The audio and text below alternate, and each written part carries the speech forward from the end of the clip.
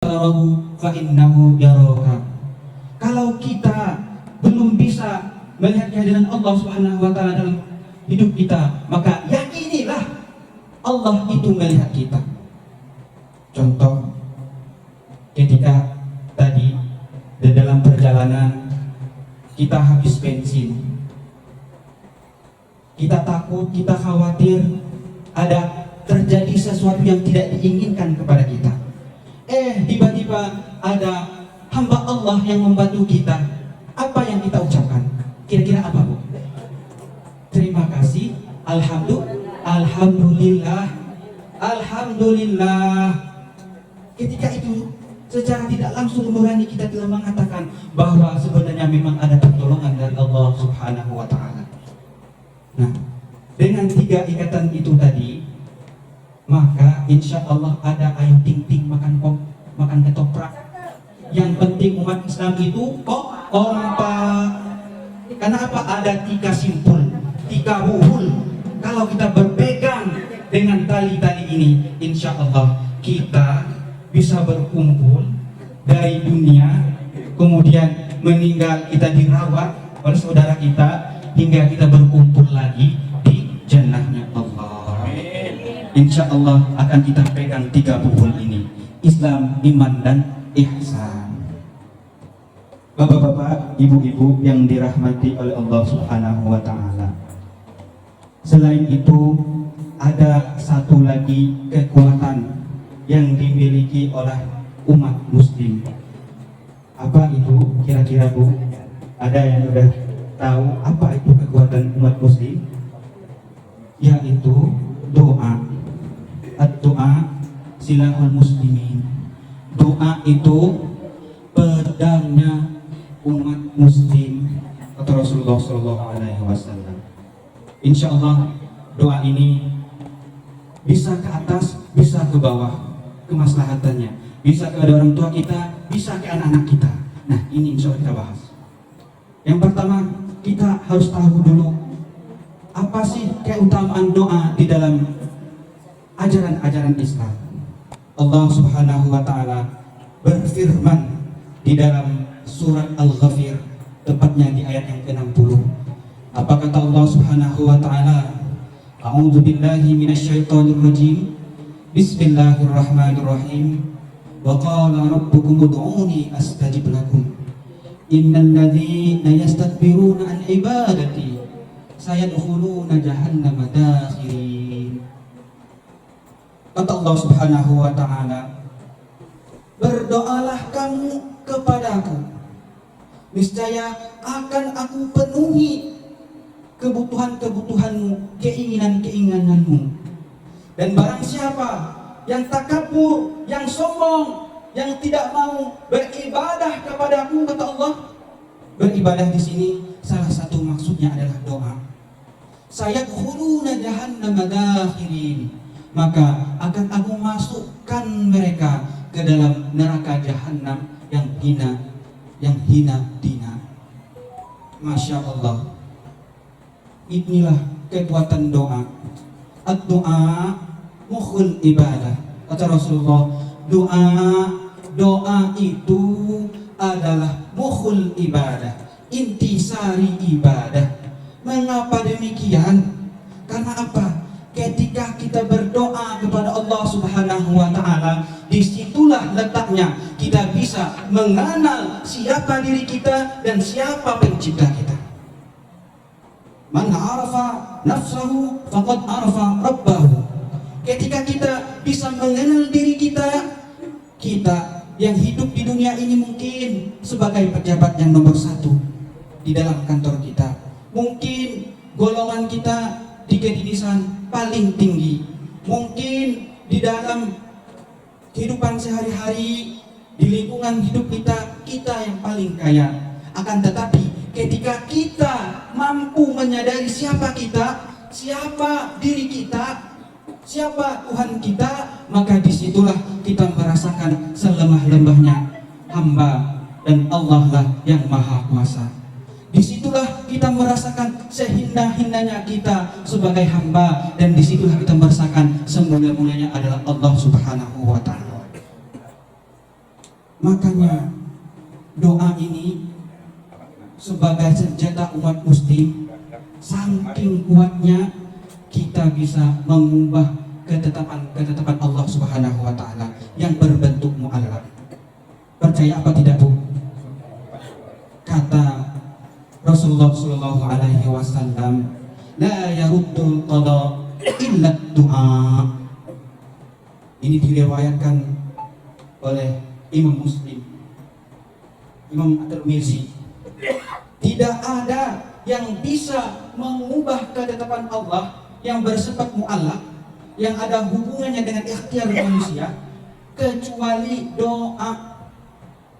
Imam Ibnu Taimiyah menjelaskan, mengubah maksudnya di sini adalah dari kode yang tidak kita inginkan bisa dikecilkan kadarnya, bisa dikurangi, atau bahkan bisa dirubah oleh Allah Subhanahu wa taala dari sesuatu yang tidak kita inginkan menjadi sesuatu yang kita senangi.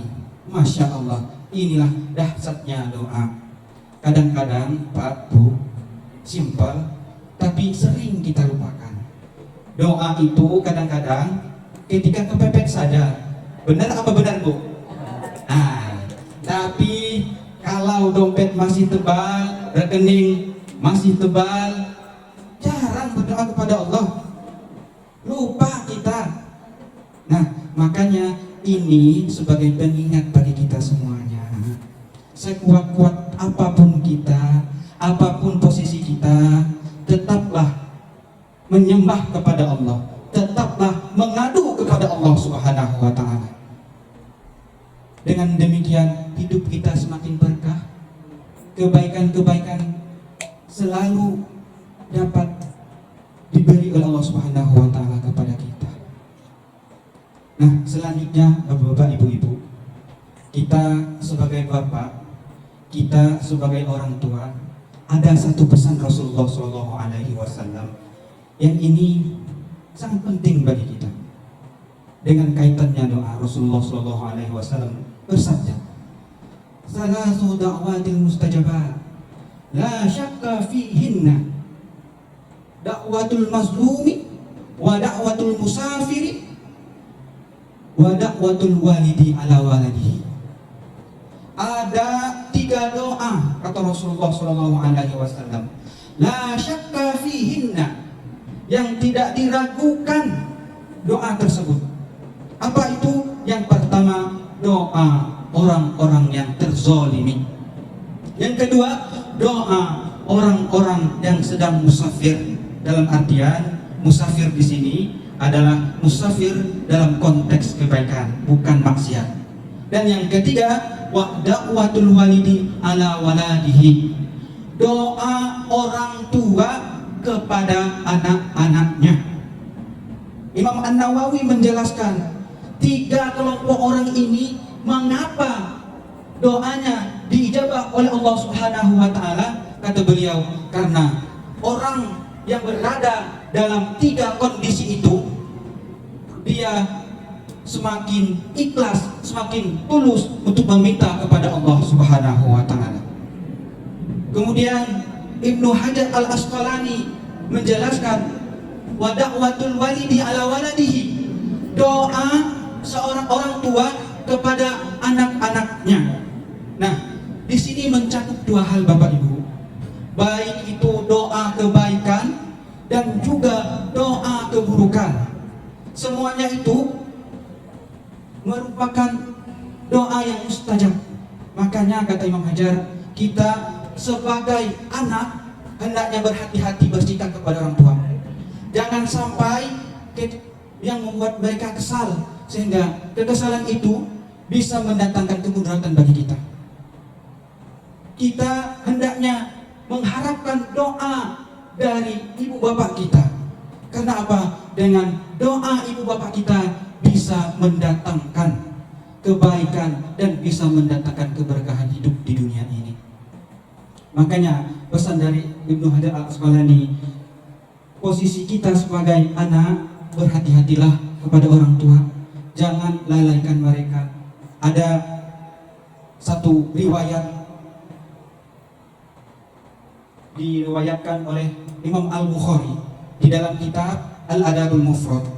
Di situ diceritakan ada seorang hamba ahlul ibadah namanya Abu Juraij. Ada yang kenal sama Abu Juraij, Bapak Ibu? Insyaallah belum.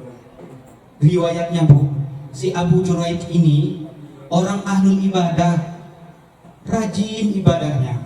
Akan tetapi pada suatu ketika dia sedang melaksanakan sholat sunnah, ibunya memanggil, "Ya Juraij." Tetapi Abu Juraij bingung, "Ya Allah, aku lanjut sholat apa memenuhi panggilan ibuku?" Tapi Abu Juraij memilih untuk melanjutkan sholat sunnahnya. Dipanggil lagi sama ibunya, "Ya Abu Juraij." Abu Juraij sangat bingung, tetapi tetap memilih melanjutkan sholatnya.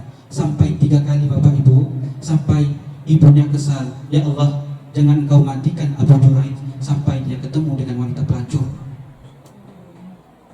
Nah, singkat cerita, pada suatu ketika ada seorang wanita yang melahirkan anak tanpa seorang bapak. Ketika ditanya, "Siapa bapaknya?"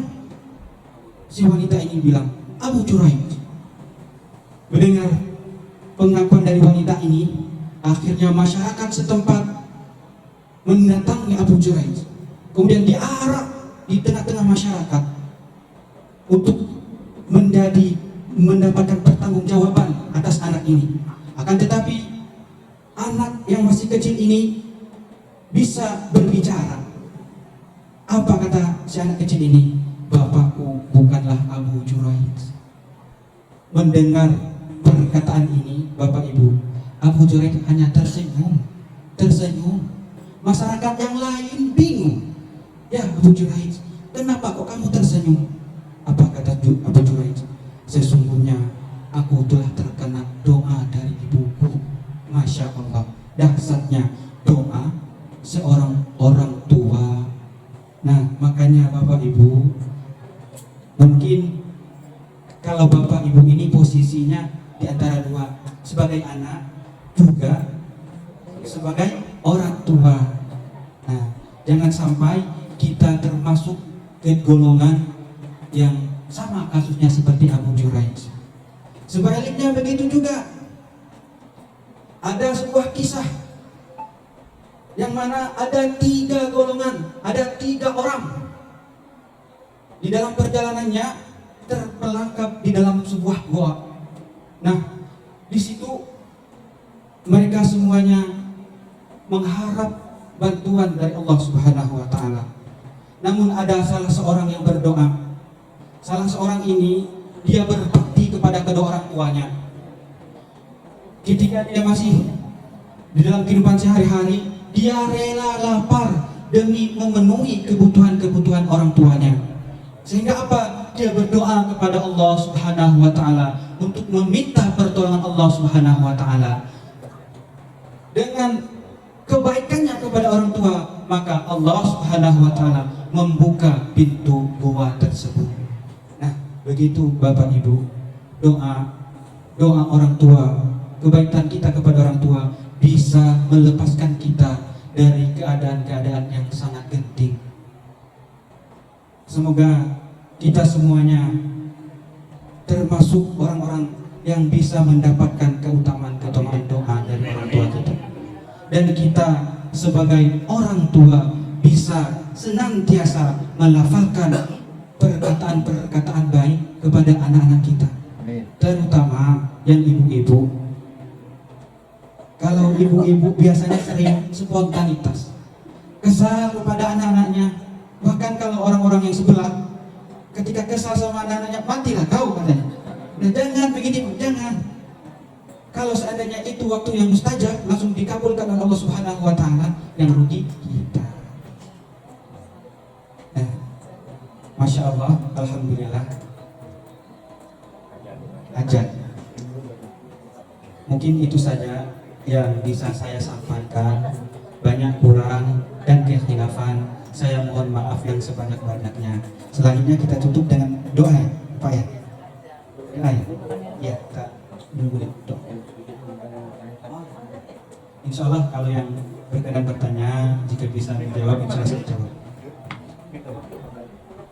Baik, luar biasa, Masya Allah, penyampaian dari Ustaz tadi.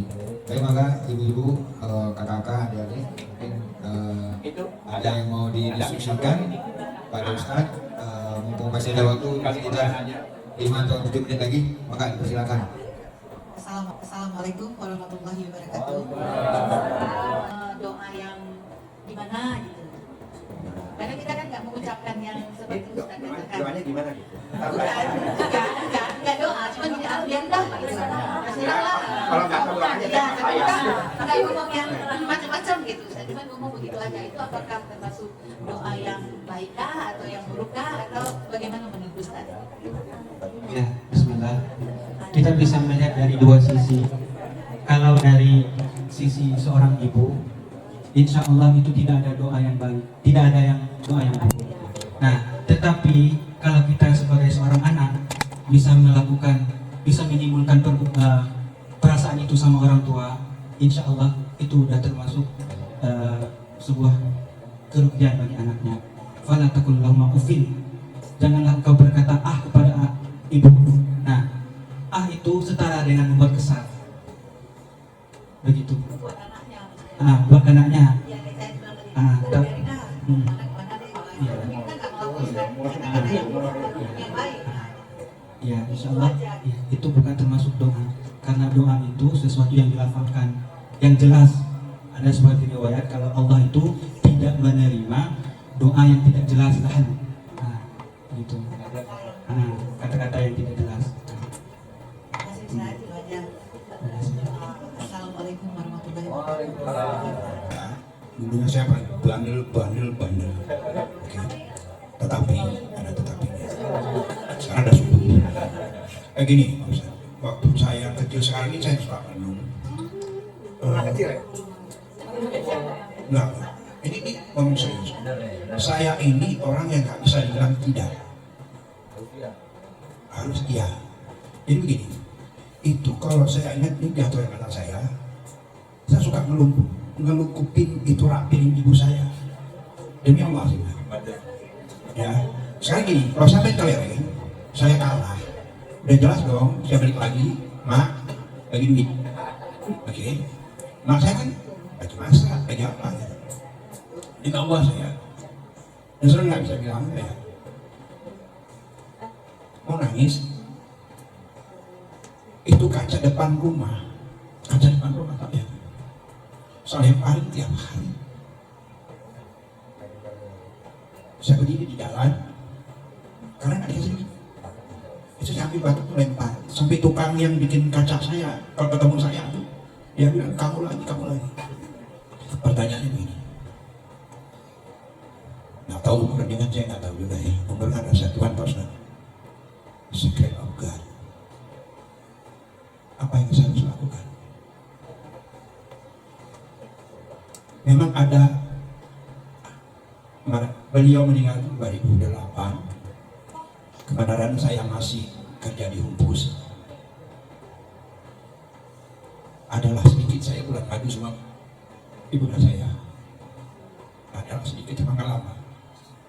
Saya pulang dari Eropa, saya mau bikin surprise. Mau lebaran, tapi surprise ini nggak kesampaian. Keburu beliau lagi. Ya, mohon nasihatnya. Terima kasih. Assalamualaikum warahmatullahi wabarakatuh. Waalaikumsalam warahmatullahi wabarakatuh. Insya Allah ada sebuah riwayat yang juga terjadi pada masa Rasulullah SAW. Insya Allah ini sama kasusnya.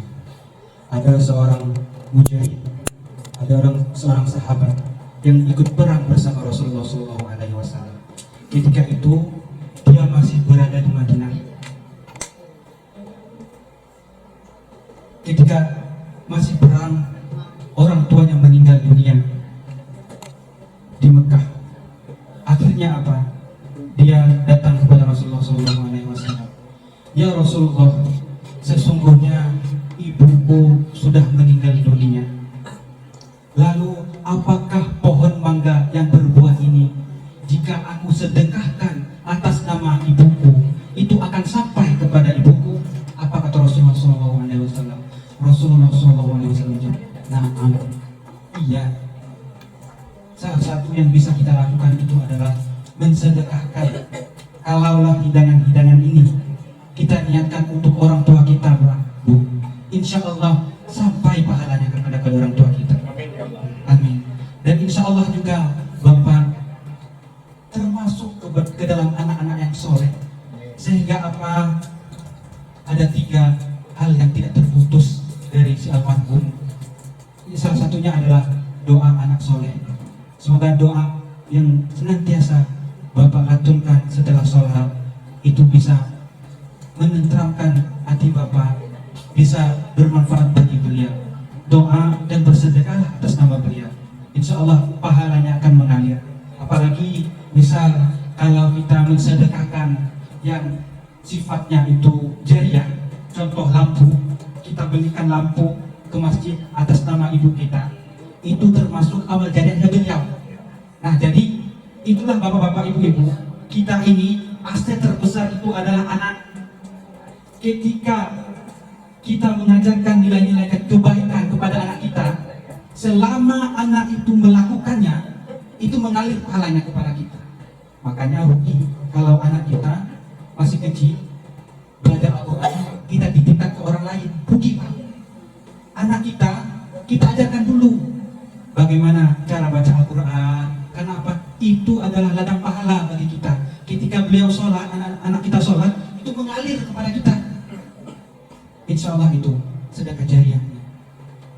Semoga kita semuanya termasuk anak-anak yang soleh yang bisa mendoakan orang tua kita. Saya juga masih anak yatim, orang tua udah meninggal. Anak yatim. Saya datang dari Eropa itu kira-kira 2 minggu setengah lagi mau lebaran, mau puasa. Oke, terus saya dikirim ya kabarin ibu. Rupanya sampai sepenglihatan saya, ibu tuh nanya saya. Ini saya terus nanya. Saya ini anak yang ke-9.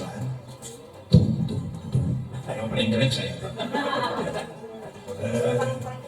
Enggak. Yang itu saya paling ganteng gitu. Jadi gini. Saya mau bikin ibu saya itu senang, bagaimana.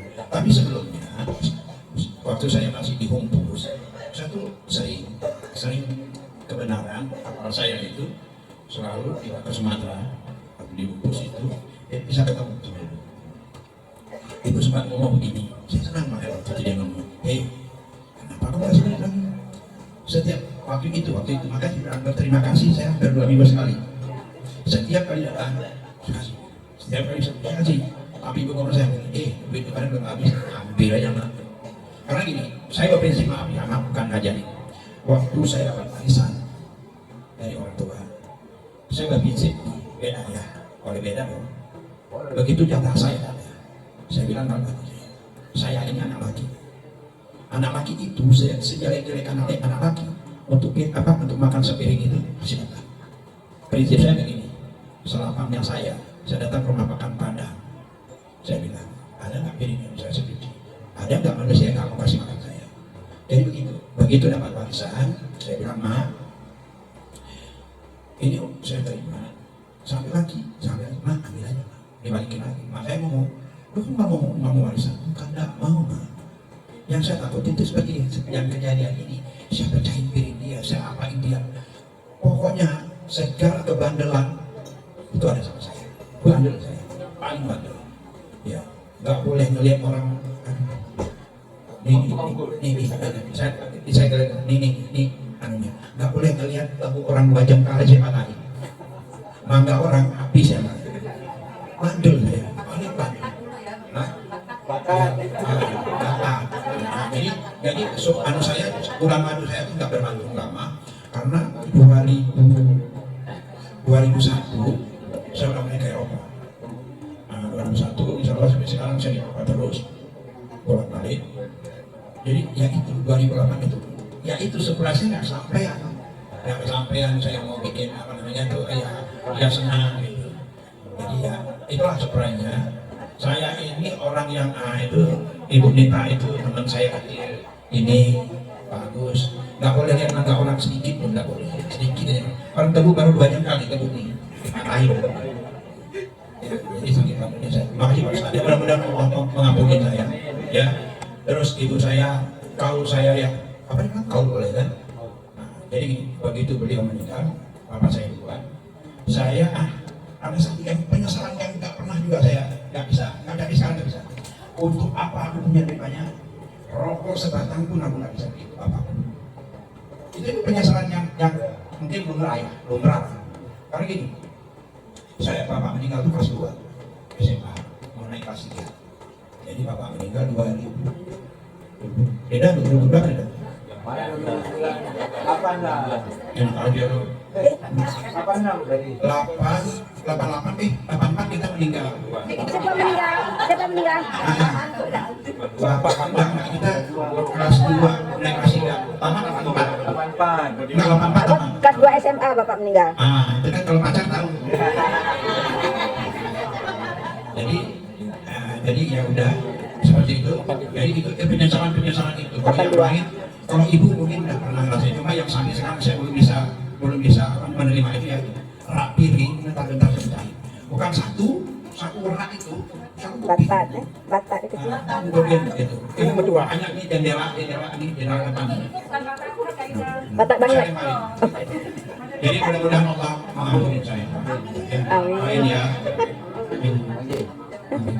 Jadi Bapak Ibu semuanya, kalau di dalam riwayat itu ada kejahatan yang tidak terputus, yaitu kejahatan yang diceritakan. Misal kita bangga menceritakan kejahatan kita kepada orang lain. Nah, kejahatan itu kita dicatat oleh Allah. Nah, mafhum khalafahnya apa? Kebaikan yang tidak putus itu, kebaikan yang kita ceritakan. Nah, bukan berarti ya Pak. Ini kita semoga niat beliau tadi sudah dicatat oleh Allah Subhanahu wa taala. Nanti ketika di hari Sabtu kita semua ini menjadi saksi bahwa ada niat baik Bapak untuk kedua orang tuanya. Amin ya rabbal alamin. Mari Pak Ustaz. Seperti bayangan Pak Ustaz tadi, calon sama orang tua seperti anak, setelah orang tua itu meninggal, ada yang mendoakan anak lah ya, baik itu amal jariah, bisa kita pasang bola lampu mengalir pahalanya ke orang tua yang sudah meninggal. Pertanyaan saya, ini untuk pertanyaan lucu, apakah kita kalau kita sampai meninggal dengan usia ada 60 atau 70, kita tidak berkeluarga, tetapi kita punya anak asuh, anak angkat, ya seperti anak kita sendiri. Di saat kita meninggal, anak angkat itu kita didik seperti anak kita sendiri, anak kandung. Apakah doa seperti persoalan yang tadi itu sama? Itu aja Pak. Doa anak angkat ke kita. Nama rumah, pakai sebagai Anak angkat ke kita. Iya. Kalau apakah sampai apa tidak, Allahu a'lam yang menjawabkan. Allahu a'lam bishawab, Allah yang tahu. Cuma dasarnya kenapa doa anak itu nyampe kepada orang tua, kamar bayana saghira, sebagaimana mereka telah berkasih sayangi aku selagi kecil.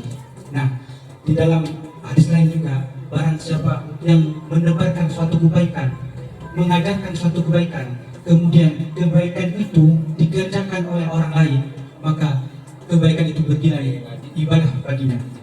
Nah, sebaliknya juga sesuatu kejelekan apabila diajarkan ke orang lain, kemudian orang lain itu mengerjakan kejelekan itu, maka kejelekan itu juga mengalir bagi kita. Nah, dalam kasus ini tadi, insya Allah Allah melihat kebaikan kita yang kita berikan kepada anak asuh kita, Allah yang Maha mengetahui. Semoga sampai doa-doanya anak kita terlibat kepada anak kita.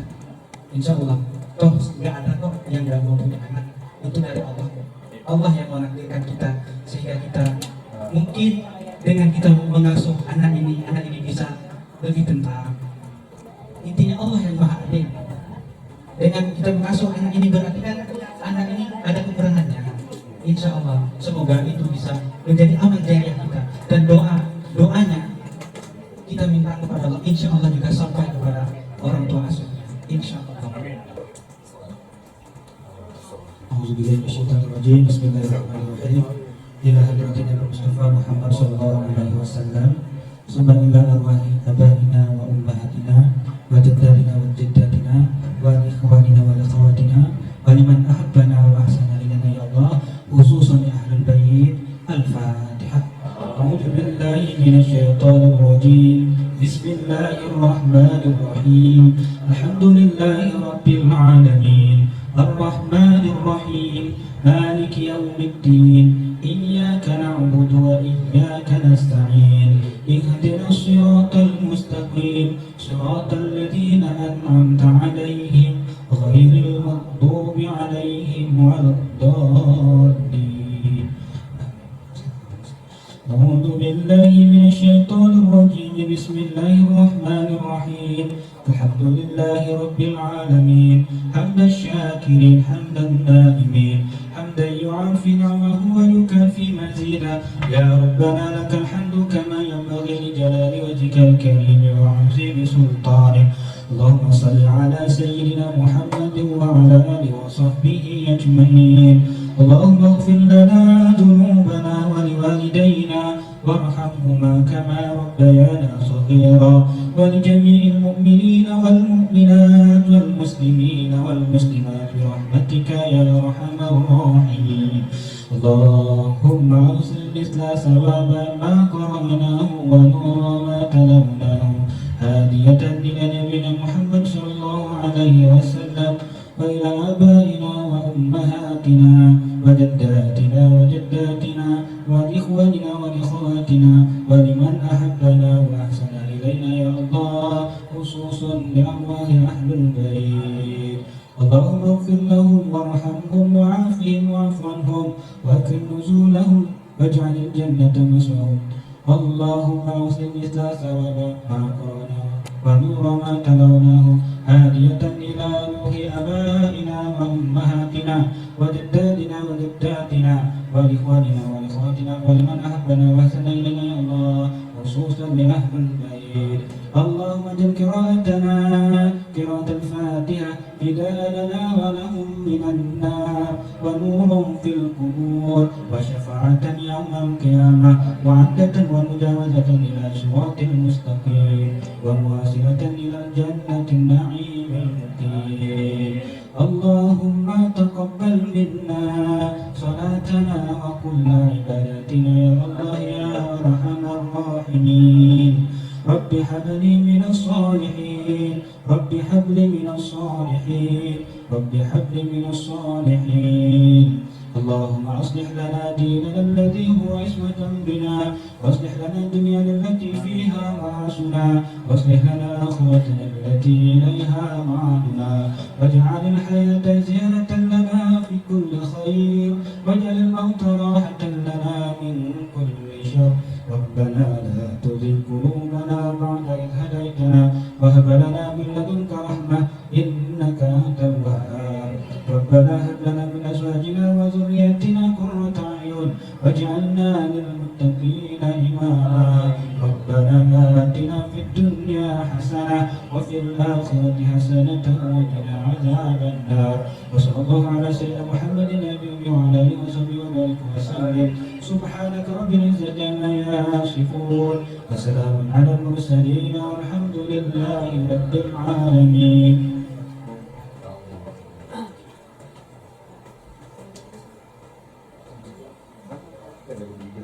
Sekian, wabillahi taufiq wal hidayah. Wassalamualaikum warahmatullahi wabarakatuh.